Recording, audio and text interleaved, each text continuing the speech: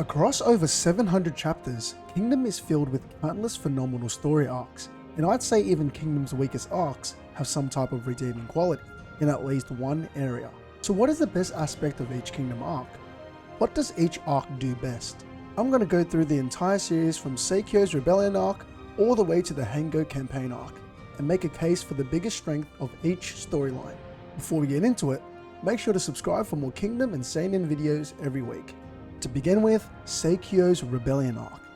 I personally believe that what it does best is the hero's introduction, not Keiyou dying in Shin's arms, but rather I would argue that the real start of Shin's journey kicks off with him meeting Sei for the first time.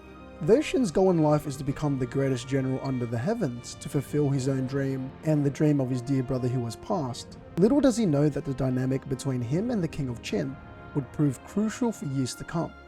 As they begin to coincide in goals, Sei might just be the perfect contrast to Shin, and without either of them realizing, an unspoken bond and mutual respect is now forming, as they slowly but surely realize that they need each other to accomplish their individual goals, as Sei seeks to unify all of China with Shin as his sword. Next up is the Keiyou Campaign Arc. I think its greatest strength is the introduction of two types of generals that become staples for the entirety of the story, that is, strategical and instinctual. This theme of strategy versus instinct is an awesome theme that is presented through the perspective of Wei's great general Gokei against Qin's great general Duke Keiyou. This is a great foreshadow as to the existence of potential future conflict for Shin's character. Will he grow into a general that relies on strategy, or will he grow into a general that relies on instinct? How will Shin deal with the fact that to be a general is to command and send out soldiers, knowing this may lead to their deaths?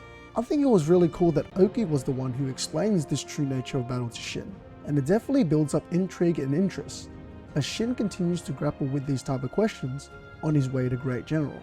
With the escape from Zhao Arc, I think it stands out in its character writing with the Sei-centric storyline.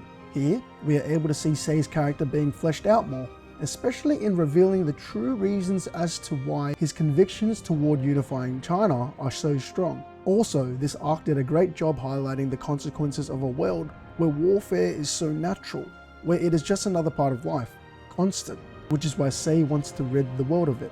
Next up is the Assassination Plot Arc. I think its greatest strength is the introduction of a main villain, so to speak. Here, we delve further into the mysterious character that is Ryo Fui, and are introduced to his four pillars, the cornerstone of his faction, as we start to see more and more of this political warfare that will become so prominent in the future. Shoheikan, Mobu, Saitaku, Rishi.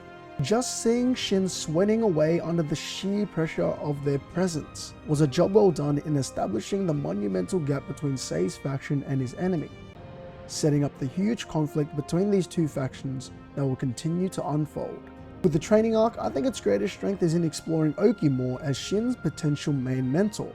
I have to say, it is never a boring moment when Ouki is seen or on the page, and having Shin seek him for training is very fitting. It is even more fitting that in classic Ouki fashion, Ouki rejects Shin and instead sends him off a cliff. Nevertheless, this tiny arc is here to show Shin training a little more, getting stronger and actually learning something, instead of just giving him a Zenkai boost every time. But all in all, who doesn't love a good training arc? Did you enjoy this video? Check out my other videos. Be sure to subscribe and ring the bell to stay updated on my latest videos. I appreciate you guys.